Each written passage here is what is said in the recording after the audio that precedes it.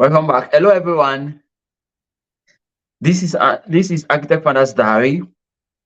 My name is Kent Obayo, and I'm your host, Architect Founders Diary, where we have conversations with amazing entrepreneurs who are doing stuffs and the agri-tech space generally. But today we're having a very unique guest who is doing something around social impact. But before we move on, first of all, I want to appeal to you guys that you guys should subscribe to our YouTube channel. I want to appeal to you guys that you guys should subscribe to our YouTube channel, and we need you guys to subscribe to our YouTube channel because I've got to notice that over 75% of people watch our YouTube videos, but they don't subscribe to our YouTube channel. If we must do big things, guys, we need to subscribe to our YouTube channel. Then also hit the notification buttons so you can get notified whenever we are live or whenever we post videos. And then don't forget to like this video so get good rate from YouTube, and drop your comments. Engage with us on the comment sections. Drop your questions. Drop us whatever feedbacks you have for us on the comment sections so we can also engage back with you on the comment sections. Once again, guys, thank you for joining us as usual. And today we have an amazing guest joining us from Switzerland. It's not that president, Anna Rosa. I think Anna Rosa. She's the founder of Meli Networks. Meli is a network of local indigenous farmers and regenerative agriculture. But she's going to give us more insight onto what they do in Meli's network. So welcome back, Anna Rose. How are you Thank doing today? thank you. I'm doing great. Thank you for inviting. So I met you indeed. It was great to meet you in Switzerland, but I actually live in Germany. So I'm based in Germany from Okay. Brazil. So yeah. So Oh, I see. So you were in Switzerland for a program or for the event, or I know we met at the event. yeah, exactly. So I went to Switzerland to give a talk in an event that you participated, but was just kind of very short. So I'm normally based in Germany, Okay. and yeah, that's it. Okay, great. Great. Great. All right, great. Okay, let's keep this as real as possible as we can. We want to tell us about yourself, first of all. We want to know you before we talk about your company. We want to know about yourself. Tell us about yourself. Where did you grow up from?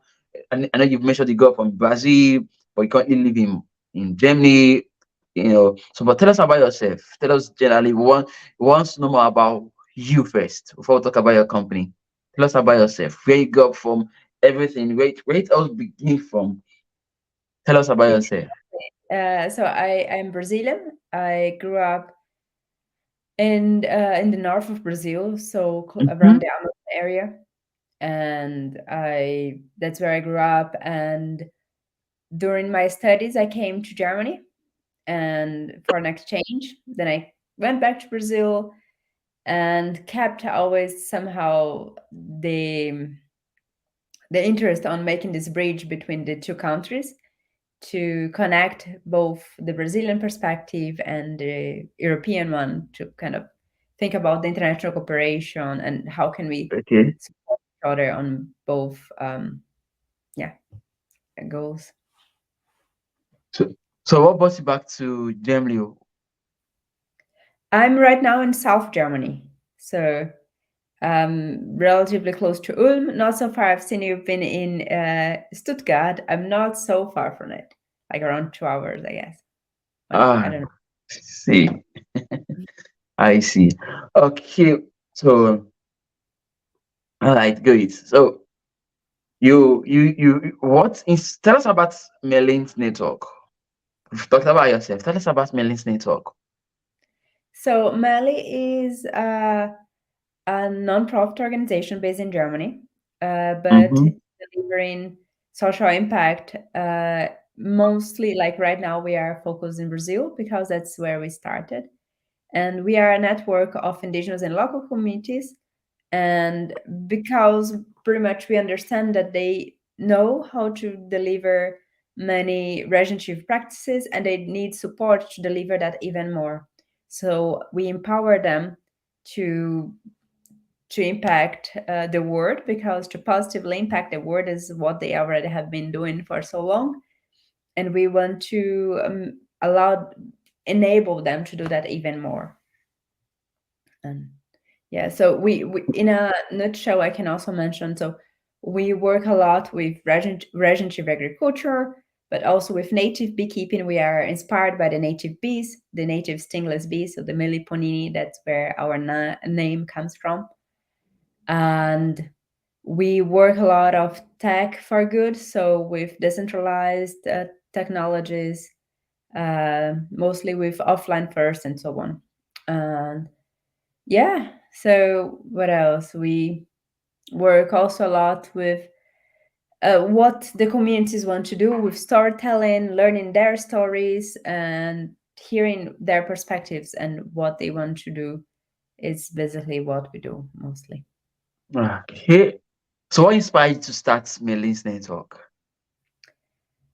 Uh, that's a good question. So I do think mostly what inspired me was this connection between these two realities, and seeing how much we need to do to bring these two conversations together, because we see a lot of Europeans trying to partner with Brazil at least, but not really understanding the reality in the Amazon.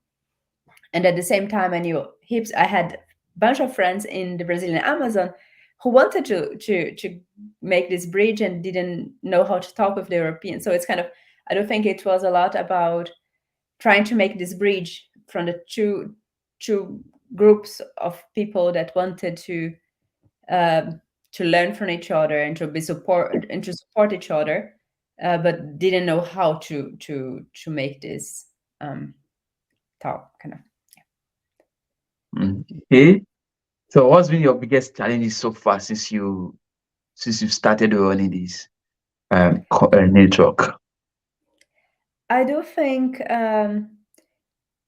the hardest part is to build a strong team. So to kind of Okay. build and maintain a strong team Mhm. is a challenge.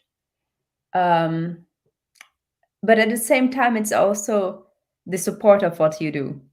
So at the same time that it is a challenge indeed, it's also something that motivates you, that has um, very direct input on what you do. So, but I think, yeah, of course, the biggest challenge for any young nonprofit organization is to raise funds.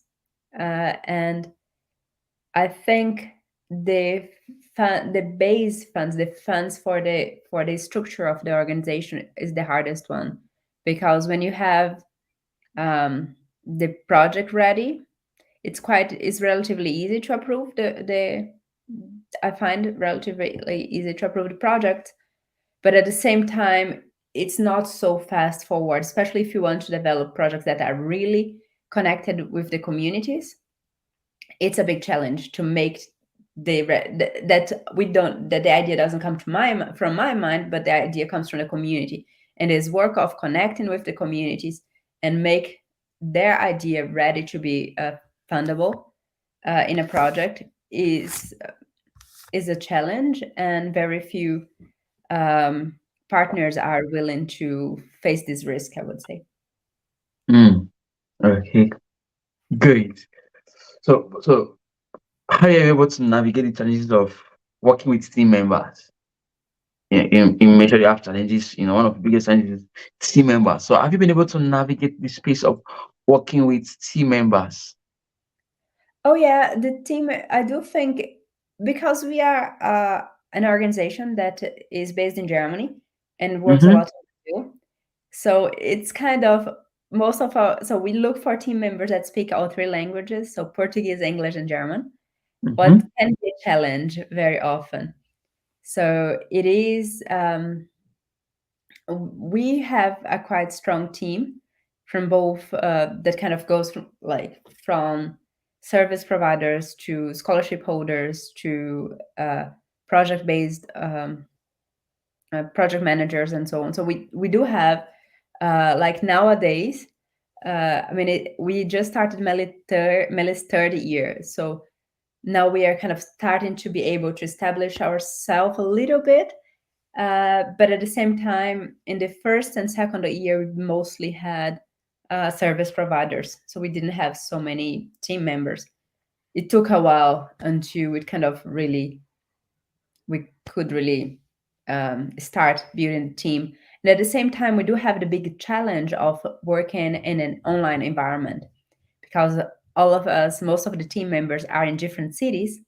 So we do need people that are able to have access to internet and that can communicate with a written language, as an example. Um, yeah, so it's kind of it is it is a challenge to kind of maintain the interaction with everybody online. It is. Mm, I see. So have you been able to fund your network so far? Sorry, I couldn't understand. Have you been have you been able to fund your organization so far? Oh yeah, definitely.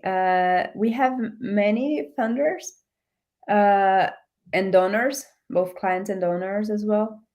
Uh, in our very start, as I said, like the first 2 years, we had heaps of funds, and there was a lot of work because we had many different small grants. So it's like 2,000 euro grant, like very much kind of that really doesn't help in the long term, But you need that. You needed to pass through this phase where you really um, connect these little funds, and until you kind of start getting the funds in the 6Ks, it's kind of takes a while until you're there.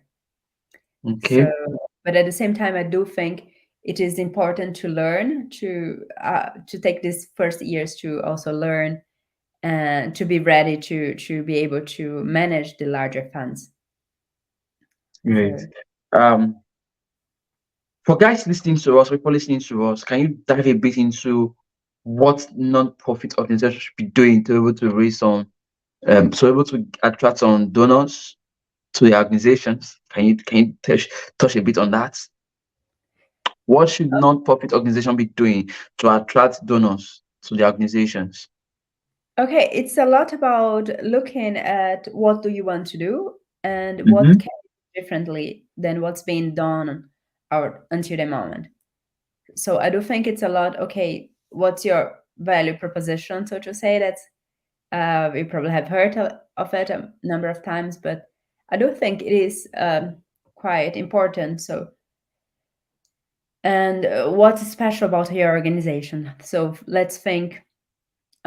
My organization tries maybe to connect different parts of the world on the perspective of regenerative agriculture, or Mm-hmm. we try to have different views on. We try to have an holistic view. We take an acknowledgement of the culture background as well. So I do think it's important to kind of have clear what's special about what you want to do, and yeah, and propose something that's different, that's a new value proposition that you can really show what you do. And yeah, and of course, very important is always to listen to the communities you're working with, especially if you, of course, to vary in the kind of nonprofit organizations you are. But if you are working with community based like we do, it's very important that you strengthen the communities that you are working with, and also enable them to look for other funders as well, and support them to go ahead and grow themselves as well. Okay. On that question, I'm trying to help these guys, non-profit guys listening to us today. What um how do you source for donors for your organizations? I have to say my favorite way to look for donors is checking the network, checking who do you have in your network that could maybe connect you with someone. Like if you Okay. have a warm contact, it's much easier than, because like in the first year, what we've done, first 2 years, what we've done most at Meli is to have code applications to send bunch of code applications, and it works. I mean, Hmm. we survived, but at the same time, from these first projects, you have already um, a little showcase of what you can do and what can you bring as a different perspective. As a result, you can show the results, and you can also start the connections with other foundations that can support you on the long-term perspective as well, themselves or other foundations as well that they know. So having this, it's also a lot about networking and getting to know people and have a strong work that really bring positive impact to the community and to the environment. That's kind of Okay. Okay. So apart from donuts, what else should non-profit, what other areas do you think non-profit should be looking at for, or should be looking towards to be able to raise funds apart from donors? Are there other ways they should be able to, they should look out for to raise funds for their organizations? uh, there are a few funders, donations models.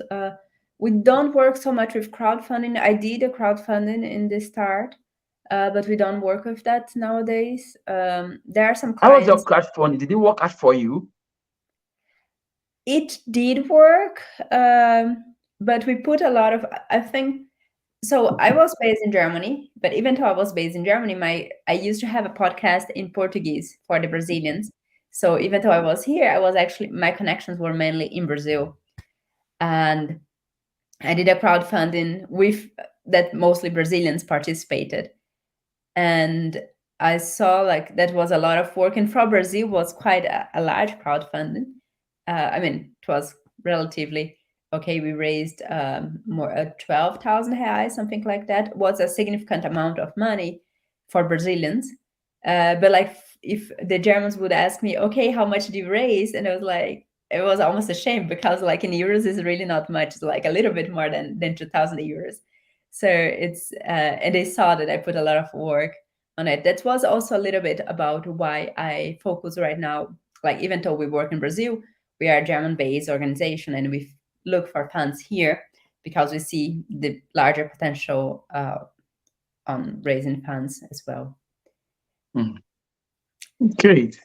And Um, thank you for those questions. Well, let me ask you one more question. What motivates you? What keeps you motivated every day? You know, I understand non-profit um ecosystem could be a bit tough. So what keeps you motivated every day? thank you for this question. I mean, I do think it's important for everybody to have a clear motivation and have like Mm-hmm. that reminds you, because there are days that are going to be tough. There are Yes. low moments, but I do think I'm a very kind of result-based person, so I do like to get motivated about the impact we see. Like, I mean, I've seen some this month some indigenous communities who developed amazing project with us, like developed their own nurseries for seedling production with their own seeds to regenerate areas of their community that were previously burned with illegal fires invading their areas, um, that were put illegally from outside, from non-indigenous communities that entered their communities. And to see that, oh, that we are somehow empowering indigenous communities on doing all that, it's very touching for me. So it's very much like, wow, look at this. Or like, it's a bit crazy to look back and see everything that we've done until now with such a little team in the first years, particularly, and not so much funding at all. And we really been compared in the same page with very large nonprofit organizations in Brazil active. And it's kind Mm. of like, wow, we've done so much. It's like, wow, we are engaged in more than 50 indigenous and local communities in Brazil. It's like it's motivates me a lot, and it's a little bit, wow, look at all this that we've done. So yeah, I think that's kind of motivates me to see the power of really, okay, that's the direction I want to go, and have this direction clear, and yeah, it's very motivating to see the results after, but also of course like to have in mind also the reasons why you go. Like for me, it's important to have the empowerment of the communities, that they are the ones who choose the directions they want to go as well, that they have a clear seat in the table. And like for that, we are developing a bunch of different projects on the community participating on the project since its ideation, with like the project pollinating regeneration, what's been really an awesome journey. But at the same time, like to have this, yeah, even though the communities are the ones who are choosing the end goal, you are empowering them to do this end goal. And I have to say, they have amazing and amazing goals, and so it's very inspiring to see all that happening for me. That's it's really exciting to see what you're doing coming into reality. You know, for me, it keeps me motivated. What keeps me motivated is when I see some of the testimonies of what I'm doing, how people are being blessed. It gives me certain level of motivations to keep doing what I'm doing. However, it's good to really have you on the show today. But before you go, I'm going to ask you some more questions as regarding non-profit organizations. Um, if someone wants to start a non-profit organizations, what's the first five things he or she should be looking at to do to put in place? You are about to start your non-profit organizations. What should be the first five things that he or she should put in place before launching? Oh, that's a good question. And that's a little bit of what I shared in Switzerland. What I find it, well, how we met each other, right? So to Yes, have, that's why I'm happy on my show too. So my audience could also learn from what you shared when I met you in Switzerland. so Yeah. I will share exactly what I shared in Switzerland. So I will remind you. Okay. Uh, so Okay. first of all, is to have a clear problem you're connected with. So you have So to start a nonprofit organization, you probably, or actually any organization, you probably will be dealing with solving a problem. And this problem can vary massively. And I do find important that this problem is somehow connected to you, as um, deeply connected to you. So you have some kind of roots on that. And that's really something that moves you. So that would be the first one. The second one that I really like to remember is to listen to your instinct, and to have this end goal, have this kind of, okay, I want these to happen. I want to empower the communities to deliver socio-environmental impact. I want to have positive impact to the environment. I want to support regenerative agriculture. I don't know, like you can choose your long-term direction and your long-term goal, and that will, even though on the way you might change a little bit, because it's very hard to be sure in the start what's the best way to get there. But like if you have, and if you're true to your goal, you will always have the direction of where you're going. So you have already, okay, that's what I want to do. um and that's something important for you, and that's important for society as well, as a nonprofit, of course. Yeah, go for it.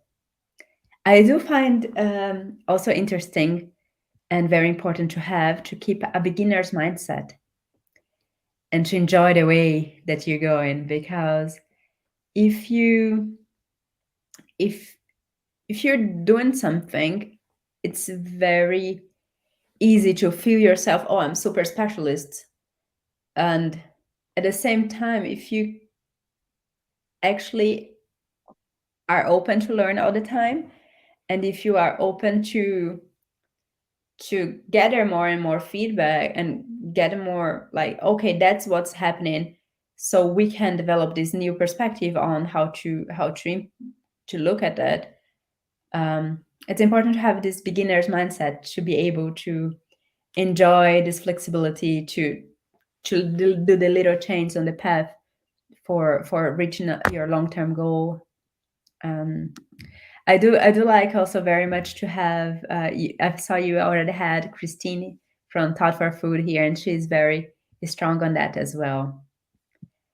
Yeah. And I think my fourth point is would be to have something that I find quite important. Um, that is to have a structure, a framework, um, and that kind of is actually something that's very important to build a base to allow innovation and unstructured things to happen. So you need a kind of a somehow a basic structure, a base framework of what you want to do, so you have clear and you have the freedom of the direction you want to go. So I do find it quite important to um, to have this, to remind yourself, okay, you need to structure very well so organic things can happen and innovative things as well. And Okay. to do the fifth point, um, it's all about taking care of yourself. So remember about, hey, be careful where you spend your energy. Have time to regenerate yourself, and be true and be loving to yourself, because it's like to do and a new organization, being that nonprofit or for profit, it's going to be very tough on anyone. So it's important to be kind to you and take care of yourself. Great. Great. Before we go, let me ask, what's been your most defining moment on your journey? Wow, the most defining moment. Uh, I do think I do think we do have a bunch of defining moments on the journey. And I think like I see that I had a bunch, and during this moment, it was very important for me. Like what I told you about the crowdfunding we did. We did the crowdfunding was the first thing. Actually, that was before I started Meli. That was what motivated me to start Meli. So that was before Meli was even there. I did that as private person, and I supported the Kayapo indigenous people to build in the native beekeeping.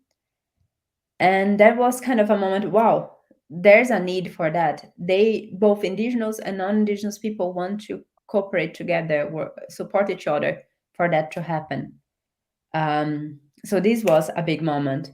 But then there are a bunch of other moments. I mean, when Meli actually started, I had a few moments when I kind of got the team together and we support each other, and so, and I looked like, wow, that's really happening. At the same time, like right now, we are starting the third year, and we are developing the project Pollinating Regeneration, exactly to support the communities since the ideation of the projects we are doing. And it's been definitely a big turning point for us, because that's something I would love to have done since the very start of Meli. And we were finally able to do that. And yeah, so that was kind of a big turning point, like the moment, okay, look at this, we can actually listen to the communities, and they are aware about what they want to do, and they can take the choices, and we can support them in this development of project. Yeah, so it's kind of a moving moment to be. It's definitely a big kind of uh, a big moment for us. Great. You know, some other points for some other persons, you use the word bunch of defining moments along the journey. So to some other persons, um, different bunch of defining moments could be the motivation story. You know, when you just mentioned that, that's what came to my mind. That to some other persons, different bunch of defining moments could be their motivation why they are still pushing they're still pushing their dreams or pushing their entrepreneurship journey. You know, I'm going to really have you this today, and I'm really excited for sharing your story with us. But before you go, lastly, I want to ask you, before you go, lastly, what's your final advice to non-profit guys listening to us today? What's your final advice to them? Wow. Big. Hey, be true to yourself, be true to your goals, be true to the communities you work with, um, and and go ahead. Great, great. Thank you. Thank you, Anna Rosa, for your time today. Thank you, really. So, guys, be true for yourself, to be true to the community you want to serve. I think that's really important. I think that's really, really important. Be true to yourself. To thyself, be truthful. Yeah, To yeah. I mean, thyself, be truthful. Yeah, yeah. Be do what you want to have this clarity on this. Oh, that's what I want to do, and I want to do that because of this and this and this, and that's really moving to me. And then you if you have the clear motivation and it's very clear for you what you want to do, it's coming, it's going to it's going to happen because you have that clarity and you will make it happen. great, great. Of Thank you for course, your time. Go of ahead. course. Go. Sorry. Of course, there are a bunch of challenges on the way, and Mhm. there are a bunch of difficulties you're going to face. And sometimes you need to reflect and maybe change, as I said, be flexible to exactly the path you're going to go. um, so even if you have the clarity on the long-term goal and the vision you have, maybe the way you go into this vision, that should be a kind of a beautiful vision that positively impact the world. The way exactly you're getting there might change, because of course sometimes doesn't matter how much you tried some things just don't work as easily. It's not as it's not just about how much you want, it's also about how external things happen to you. So it's also something that's important for us to remember, that hey, maybe it won't work in the first moment in the best way possible. um but yeah, maybe some turns and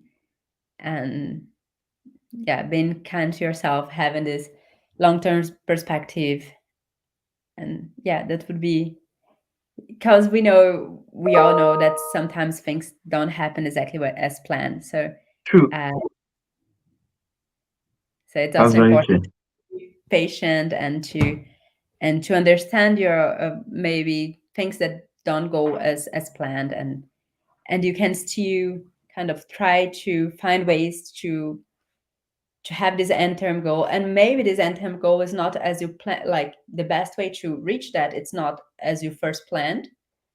But maybe you have to do other ways to get there, and it's actually something that you should keep in mind and reflect on little changes on the way.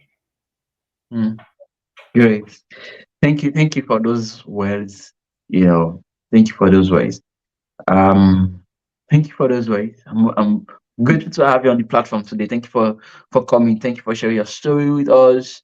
I believe my audience are really getting a lot of lessons from your own story. Thank you for coming. Thank you for sharing your story with us. We're grateful. I don't take this lightly. Thank you for making us valuable. We're grateful to have you. So on this note, we are calling it an end. Guys, if you've not subscribed to our YouTube channel, do it to subscribe to our YouTube channel. Hit the notification button to get notified whenever we are live or whenever we drop any videos like this on our YouTube channel. And don't forget to like this video to first so we can get a very good rate on YouTube. Drop your comments, drop your questions on our comment sessions. Let's engage on the comment section, guys. Thank you guys for joining us today. And thank you, Anna, for your time. I'm grateful. Thank I'm you grateful. so much for inviting me and for giving this space for the conversation. It was great talk to you. Thank you Thank very you. You're welcome. All right, guys. So it's on this note we call it a day. Thank you, guys.